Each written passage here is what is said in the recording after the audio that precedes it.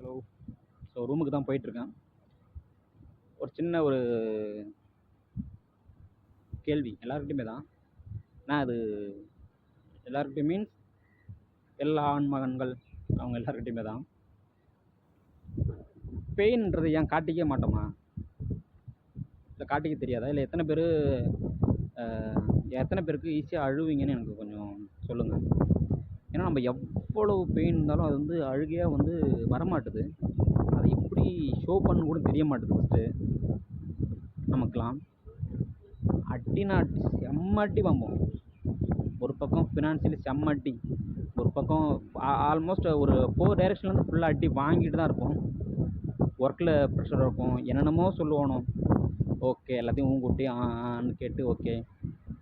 ஒன்று ஃபினான்ஷியலி அடி வாம்போம், ஃபேமிலி சைட்லேருந்து அடி வாம்போம், எவன் நினச்சிட்டு என்ன அடிச்சுட்டு போகணும். ஸோ எல்லாத்தையும் வாங்கிட்டு நமக்கு ஒரு நிமிஷம் நிம்மதி கிடைக்காதுன்னு ஒரு ஏக்கம் இருக்கும். செம்மட்டி வாம்போம். ஆனால் அழுவு வராது. நான் நிறைய வாட்டி எனக்கு நானே கொஸ்டின் கேட்டிருக்கேன். அப்படி என்ன, ஏன் நம்ம கண்ணில் தண்ணி வர மாட்டுது? அப்படி என்ன கடவுள் நம்மளை மட்டும் ரொம்ப செப்பரேட்டாக படைச்சி வச்சுருக்காருன்ற மாதிரிலாம் ஒரு கேள்வி இருக்கும். ஆனால் பொண்ணுங்களை பாருங்களேன், நினச்சா அழுவாங்க.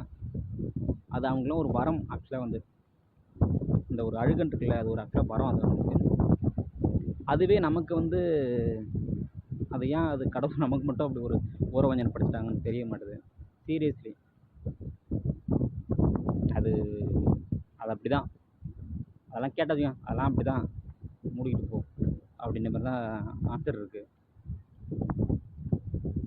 இந்த கொஸ்டின் வந்து நீங்கள் எத்தனை பேர் கேட்டிருக்கீங்கன்னு எனக்கு சொல்லுங்கள். உங்களுக்கு நீங்களே கேட்டிருக்கீங்கன்னு சொல்லுங்கள். அதாவது எப்படி திரும்பினாலும் ஏதாவது ஒரு பிரச்சனை நம்மளை தூங்கவே விடாது. அப்படியே ஒரு மாதிரி இறுக்கமாக இருக்கும். ஒரு மாதிரி அப்படியே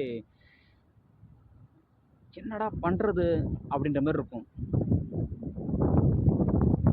ஆனாலும் எதுவும் பண்ணிக்க முடியாது.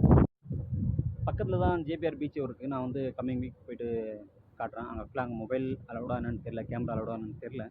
ஒரு நாளைக்கு அப்புறம் போகிறோம்.